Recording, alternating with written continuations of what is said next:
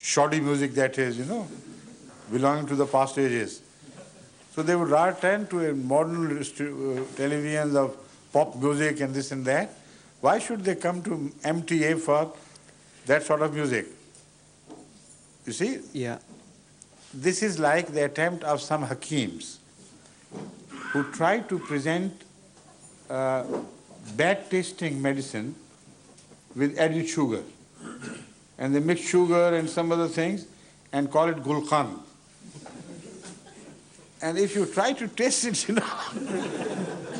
it's so obnoxious to your taste. It's so unpalatable. It's much better to have something very bitter and swallow it and have done with it than to start eating it, in large quantity, mixed with flower petals and sugar and this and that. And they say, this is the best way of presenting the what's unsavory medicines which we have to prescribe for our patients. It doesn't work. The simple, honest system works. If something is bitter, you take it as a bitter thing and swallow it and have done with it. If something is sweet, and keep it sweet, don't add bitter things. Otherwise, something will happen which did happen once in Qadian. And I'm not going to name the person. But Hazrat Mirza Bashir Ahmad Sahib himself told me this, that once he was passing through an office room, from his room he walked through the other room to the outer exit door. He saw some gentleman, very respectable, very highly educated person, eating some bread and some curry he had brought with. So he was having his lunch. And the bread was, with some butter applied over it. Looked like ghee and butter. We call it chupudi roti, So the bread was very attractive looking, with all that shine of the butter on top of it. So Hazrat Mian Bashir Ahmad Sahib thought he must be enjoying this lunch very much. So he stood by and said, out of, winning his favor, expressing his love for him and kindness, he said, could I have a mouthful of this bread, this wonderful bread you are eating? Please, just to find out how tasteful it is. So he took it and hid it on the other side. He said, no, I won't give it. Hazrat Mian Bashir Sahib told me he was so embarrassed, because normally this man was very respectful and loving to him, and suddenly he received the shock of being rejected outright. He said, no, not one mouthful. He said, I am asking for just a small one mouthful. You can have the rest for yourself, only just to taste. He said, no, please don't insist. I'm not going to give you a single morsel out of it. He was astounded, but he wanted to find out why. He knew there was some other reason. He said, why are you doing it to me? He said, out of respect for you, out of love for you. I said, what do you mean? You're refusing me to, even a small piece of your bread, and you say out of love. What sort of love that is? He said, now I tell you the secret. The doctors have prescribed me cod liver oil.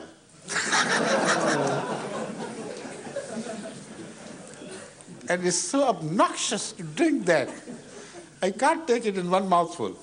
So I have applied it to my bread.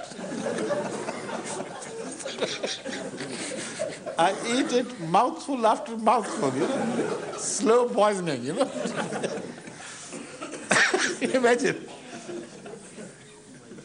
There's no halfway thing. Right. Either you present music and all that goes with it, or you present something pure and simple. If people are interested in that, they would come, otherwise they won't. And I know from reports that more and more people are not only turning to Ahmadiyya television, but are getting addicted to it. I'm talking of non-Ahmadis. Even from Arabia. Jaswal Sahib received a call the other day, and he was amazed to hear somebody speaking from Jordan. He said, and he wrote it later on to him, I saw also the letter which was faxed to him. He said, as you know, as if we were aware, that more and more Arabs are turning to MTA. So I seek your permission to publish your programs in my magazine, which is a magazine for providing facts of this and that nature. So please permit us to publish your future timetable. And he mentioned it as if it was already known to us. We had no knowledge of that. He said, as you know, more and more Arabs are turning to MTA. And then I keep receiving letters that once a non-Ahmadi starts seeing these programs, he becomes addicted. He can't turn to any other program.